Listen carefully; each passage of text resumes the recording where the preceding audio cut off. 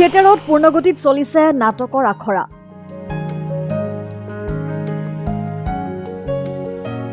দৰ্শকক মনোৰঞ্জন দিবলৈ সাজু কলাগুৰুৰ কলাকুশলী।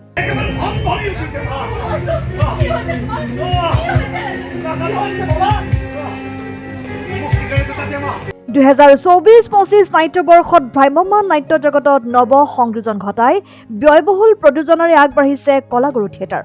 বিশিষ্ট সাংস্কৃতিক কৰ্মী খৰ্গেশ্বৰ তালুকদাৰ আৰু ধনজিৎ হালৈৰ প্ৰযোজনাৰে বাক্সা জিলাৰ আঠিয়াবাৰীৰ পৰা আত্মপ্ৰকাশ ঘটা কলাগুৰু থিয়েটাৰৰ নাটকৰ আখৰা পূৰ্ণগতিত চলি আছে। কলাগুৰু থিয়েটাৰত দেখিবলৈ পোৱা যাব সুদৰ্শন নায়ক অৰূপ বৈশ্য, মোহময়ী অভিনেত্ৰী হিমাক্ষী কলিতা, জয়ন্ত জীৱন বৰুৱা, দুলুমণি ডেকা, জোনালী বৰুৱা, নৱাগত অভিনেতা বিবেক ডেকা, কৌতুক অভিনেতা নাজিমুল ইছলাম, মণিকংকনা তেজস্বীৰ চমকপ্ৰদ অভিনয়।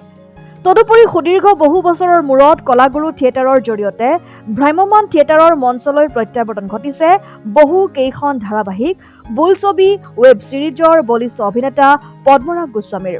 3খন ভিন্ন চাদৰ নাটক লৈ কলাগুৰু থিয়েটাৰে এইবাৰ নাট্যপ্ৰেমী ৰাইজৰ মাজলৈ আগবাঢ়ি যাব। নাট 3খন হ'ল নাট্যকাৰ পৰিচালক অভিজিত ভট্টাচাৰ্যৰ ময়ূৰ চৰাই নাচ আৰু বলিষ্ঠ অভিনেতা নাট্যকাৰ পৰিচালক চম্পক শৰ্মাৰ কৰ্ণ অৰ্জুন আৰু জনপ্ৰিয় যুৱ নাট্যকাৰ পৰিচালক ভাস্কৰ জ্যোতি শৰ্মাৰ মই এন্ধাৰৰ ৰজা। থিয়েটাৰখনত সম্পাদকৰ দায়িত্বত আছে জিতু শৰ্মা। শ্ৰদ্ধাৰ চম্পক শৰ্মা ডাঙৰীয়াৰ কৰ্ণ অৰ্জুন, তেখেতৰ ৰচনা, তেখেতৰ পৰিচালনা। খুব ধুনীয়া এখন নাটক, সমাজলৈ খুব ধুনীয়া এটা বাৰ্তা যাব। একচুৱেলি ড্ৰাগছৰ ওপৰত যিটো সমাজত আমাৰ এটা ভয়াৱহ ৰূপ ধৰিছে, তাৰ ওপৰত এখন সুন্দৰ নাটক তেখেতে লিখি উলিয়াইছে। তাৰ এটা গুৰুত্বপূৰ্ণ চৰিত্ৰত মই ৰূপায়ণ কৰিব পাইছোঁ, ভাল লাগিছে। আৰু আটাইবোৰ অভিনেতা অভিনেত্ৰী খুব ধুনীয়াকৈ নিজৰ নিজৰ চৰিত্ৰবোৰ ৰূপায়ণ কৰিছে, গতিকে ভাল লাগিছে। এই বৰ্ষত নাটক থাকিব শ্ৰদ্ধাৰ অভিজিত ভট্টাচাৰ্যৰ ময়ূৰ চৰাই নাচ, শ্ৰদ্ধাৰ চম্পক শৰ্মা ডাঙৰীয়াৰ আমাৰ কৰ্ণ অৰ্জুন, আৰু আমাৰ যুৱ নাট্যকাৰ ভাস্কৰ জ্যোতি শৰ্মাৰ মই এন্ধাৰৰ ৰজা। 3খন নাটক থাকিব। ইতিমধ্যে আমাৰ ভাস্কৰ জ্যোতি শৰ্মাৰ যিখন নাটক মই এন্ধাৰৰ ৰজা, এইখন আমাৰ মিউজিকো হৈ গৈছে আৰু আমাৰ ষ্টেজত উঠিব বাকী। আমি 2-এদিনতে আমি ষ্টেজত উঠিম, গতিকে ভাল লাগিছে। টিমটো খুব ধুনীয়া, চাৰিওফালৰ পৰা আমাৰ এটা ভাল লগা টিম, মিউজিকৰ ফালৰ পৰা ভাল, আৰু প্ৰযোজকে যিখিনি আমাক যোগাৰ ধৰিব লাগে সেইফালৰ পৰা গোটেইখিনি আমাক তেখেতসকলে সহায় কৰিছে। ফুল ছাপোৰ্ট আছে প্ৰযোজকসকলৰ, গতিকে ভাল লাগিছে। প্ৰথমবাৰৰ বাবে মই ভ্ৰাম্যমাণ জগতখনত খোজ দিবলৈ গৈ আছোঁ, গতিকে খুবেই আশাবাদী। লগতে 3খন ধুনীয়া নাটক লৈ আমি এইবাৰ ৰাইজৰ মাজলৈ ওলাই যাম।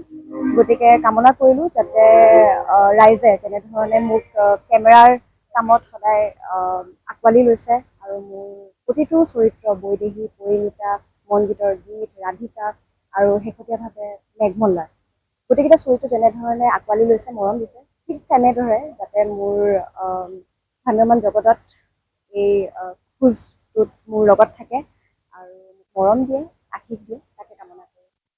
বৰ্তমানলৈ আমি 2খন নাটক আখৰা কৰিলোঁ। মই এন্ধাৰৰ ৰজা, ভাস্কৰ দাৰ নাটকখন, তাতে এটা খুব ষ্ট্ৰং চৰিত্ৰ আছে মোৰ, ৰাইজে ভাল পাব বুলি আশা কৰিলোঁ। আৰু লগতে বৰ্তমান আখৰা চলি আছে কৰ্ণ অৰ্জুনৰ। ইয়াতো মোৰ এটা বেলেগ ধৰণৰ চৰিত্ৰ আছে, ৰাইজে উপভোগ কৰিলে নিশ্চয় গম পাব। গতিকে চৰিত্ৰকেইটা যাতে ৰাইজে আঁকোৱালি লয়। News desk report, Assam time.